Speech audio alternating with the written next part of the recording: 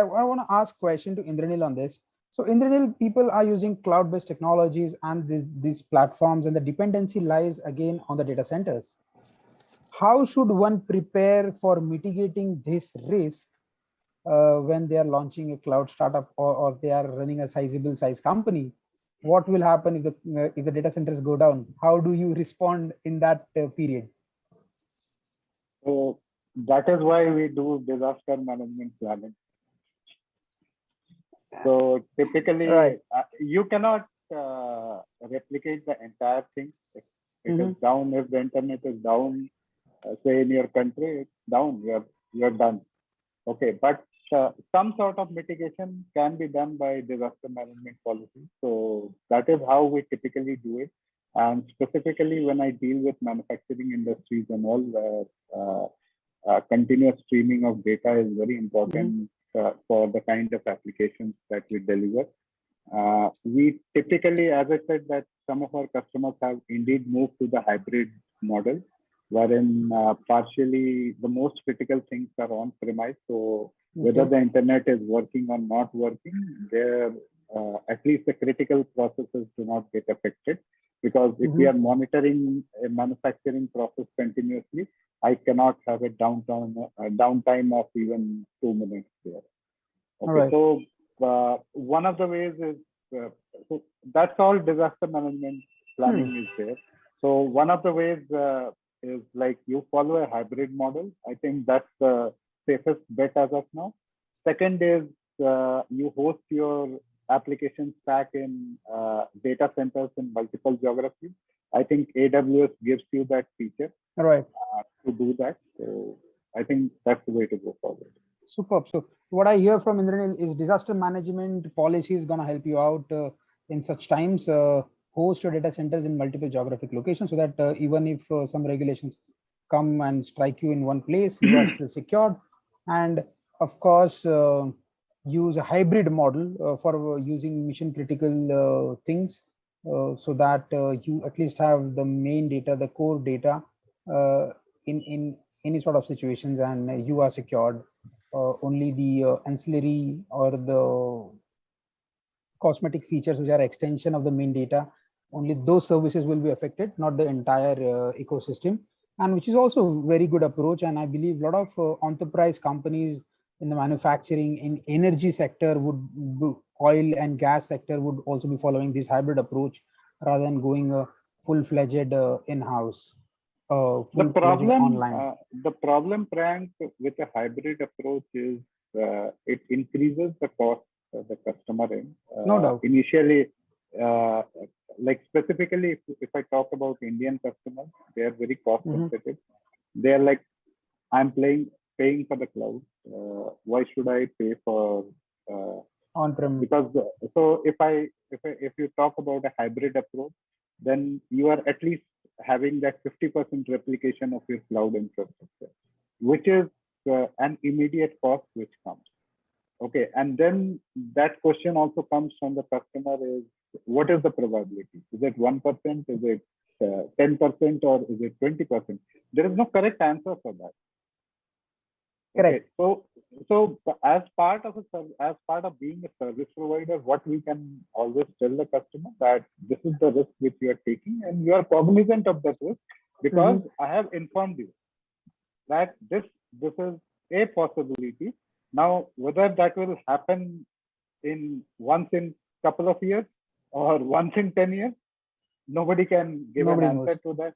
It's an unprecedented knowledge. Yeah. As long as you're aware, you have to deal with it. You have to have a plan, a fallback plan, and pray to the IT gods that doesn't happen. It's I imagine all of us have seen the meme where the IT staff prays to the servers before they go on a 3-day weekend, or we put in as many contingencies before everybody leaves the office.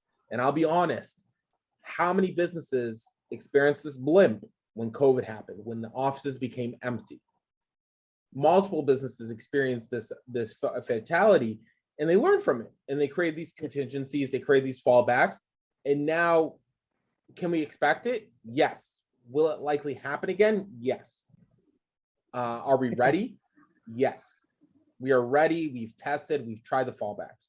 I remember reading an article that everybody says we have that they have APC battery backups, but they forget to check if the batteries are still good after 3 or 4 years. So when they lose power, everything goes down because you forgot to check the battery level and the expiration on the battery. Yes. One more thing that I would like this to. is just it's an example. Right.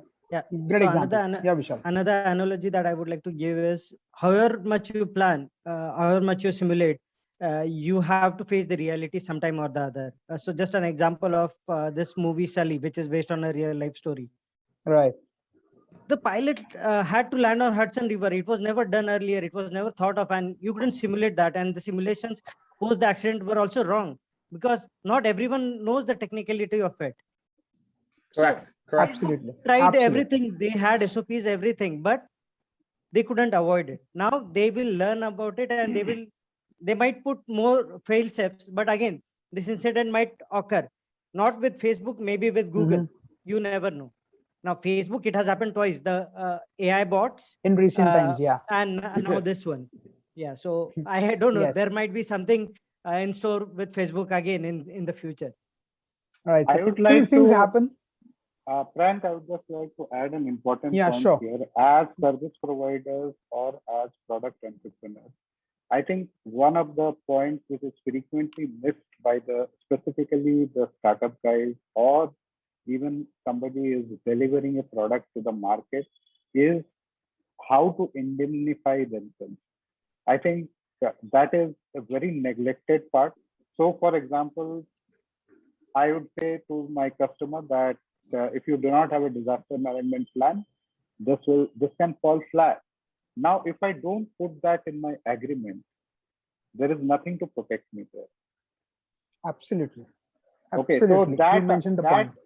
that understanding from the entrepreneurs specific because the guy today, 21-year-old kids, 18-year-old kids, they have a startup. They are out with a product out there.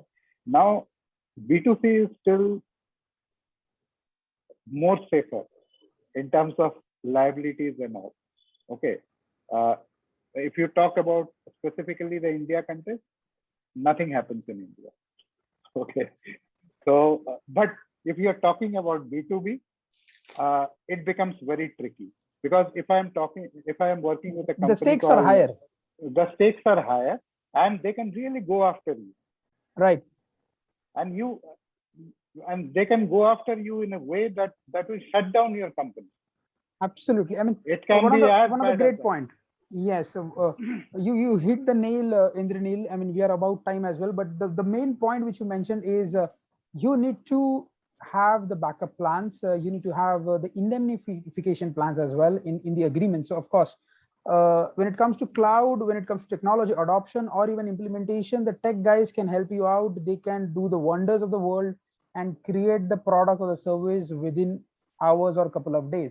But when it comes to businesses, if you do not have a right strategist, a right legal partner to help you out at each and every step of your business, then everything can just fall flat. You might land up in a situation where you have to shut your shop because of some of the blunders which were committed, some of the things which were unforeseen and just happened. And now you have no mitigation plan or no fallback plan from there. So yes, of course, have your things protected, have your agreements vetted by a legal counsel who can actually help you out, support you out, guide you properly, not just mint money from you. So that's also really important. Great Finding point, the guys. right legal counsel is the main key. Is And the main key. depending, it's also on key regional legal. Remember, there's no such thing as an international lawyer, only regional lawyer firms. So Fantastic. I've seen it happen. People say I'm a lawyer in one country, thinking their jurisdiction helps and covers in another one. That is not the case. There's no international courts. Only international courts there is for criminal, not for civil aspects like an agreement. So you make sure that whatever region you work in, you have the right legal team behind you. Fantastic points. Rightly said, Felix. So a lot of startup founders miss on this aspect. Now, as part of my MBA, because I had this subject on business law, and I was very fascinated with that.